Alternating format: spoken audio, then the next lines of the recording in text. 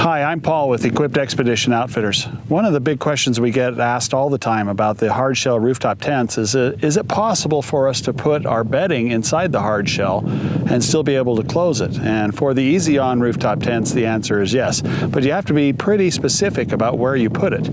If you look at the hard shell tents that are up there, all of them start at the front pretty low and they have a taper to the tent. Well, that taper gives us more room at the back end and in the center of the hard shell tent. So when you bring that tent down, there is a cavity in there that you can put your bedding in there. A couple down bags and a couple pillows, definitely possible to do. You just have to be careful about the side canvas being able to fold down correctly and that you're not too tall inside that tent option. But it's definitely possible to do. This is Paul with Equipt. Thanks for watching.